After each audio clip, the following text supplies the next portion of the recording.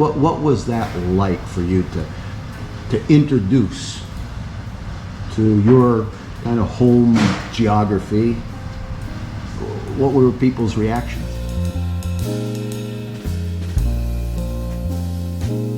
Fear walks right through me.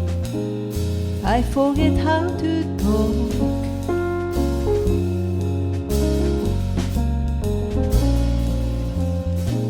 Morality pecks right through my feet. I forget how to walk.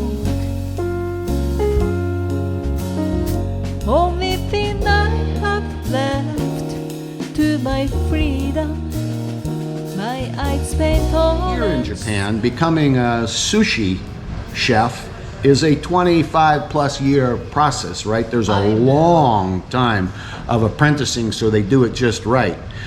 But even more rare is a female chef, sushi, right? Yeah. And you can, it's interesting because when I show to Japanese, first I say I do sushi, they are like funny, like a woman and Uruguay. And when I show them my Instagram page, it's like, this is good. You came here, and what's life been like here in Tokyo? And what else have you seen of Japan? And what have been your initial kind of reactions after all these years of an affinity with Japanese culture through sushi, right? Yeah. I feel very comfortable in Japan. I've been traveling from Kagoshima up to Hakodate. Oh, so nice. I've been traveling a lot from south to north. From south to north. Yes. First I arrived for Sakura. I saw beautiful Sakura in Osaka, in Kyoto, in Nara, Beppu. Well, I went to also Azumino City to see the wasabi fields. I'm very interested in all these things also. I would like to see where they grow nori seeds, about sake. I wanted to know all what has to do with sushi is very important for me. It is. For me, it's incredible to be here. It's better of what I thought. I was a little bit afraid of how I will move around. And I'm traveling. First week I've been with two friends. So it was the beginning and I was like, where I am, I was a little bit afraid to stay alone. And I'm traveling alone since more than 1 month. And it's easy finally, when you understand, and everything now is written in English too, not just in Japanese. So I'm very happy to be here. It's like very familiar to me, like all Asian culture. I've been 3 months before in China. Okay. And doing a Qigong retreat, and also it was so familiar for me. It's like sounds like your interests are holistic living. Yes. Viewing the whole person, the whole woman, the whole man as a complete entity, and that it's important to feed all parts. Right. Right. I see you practicing yoga in the morning and stretching and taking care of all that area. Sushi for you. When you first discovered it, ironically in Paris, instead of some of the French cuisine, has become the most important food for you because it's really, isn't it? Yes. What is it that helped you when you got to Uruguay and started doing your kind of own thing after the relationship and with a friend and so forth? What was that like for you to introduce to your kind of home geography? What were people's reactions? Well, Uruguay is a country where they used to eat a lot of meat. We have very good meat. And first the reaction was not and first it was like salmon. We used to work with salmon, and now since 4 years I don't work more with salmon.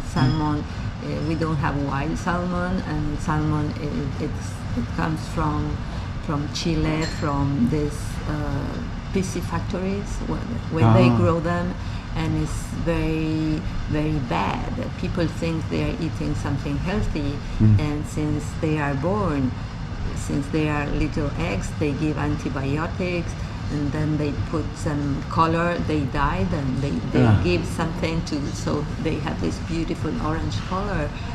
And in Argentina and Uruguay, people are used to that, just eat salmon. And when I took it off from the menu, I had many clients that they were upset. And then I lose many clients. But I didn't care. For me it was, no, it can't be. And little by little, these clients, then they came and told me, I was very upset first when you took salmon, but now I'm very thankful and I appreciate a lot all what you are teaching us about different fishes, because it's so interesting. We have very good fish, and I have it. I see. I'm a friend of the fisherman. I see his boat when he's coming, so I know the fish is fresh. So, Coco, I love this story because this channel started because my brother suggested I do something 3 years ago when we couldn't move due to global policies and policies in Canada. So I started this channel to continue a theme in my life, which has been helping good small business owners reach their dreams.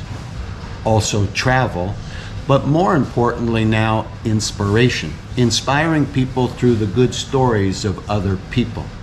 What I just heard, maybe you heard the same thing, is when we get new information, we have a responsibility to make a change. Coco got information in some way or other that the salmon had a problem with its health benefit to the consumer. The dye, the injection of the eggs, etc. And made a change, although I guess from her story it was probably initially costly to her business, because customers or those around us, when we make changes due to new information, new truth, don't initially react well. They haven't had the same journey as we have until their eyes are opened and they can appreciate like they did with you. Eventually they came and said, thank you. Right. Right. So you took the local fishermen, the fresh, the good, the healthy, and adapted it to your sushi skills. Right. And then educated people, let them try it, and soon they were coming back. Is that true? Yes.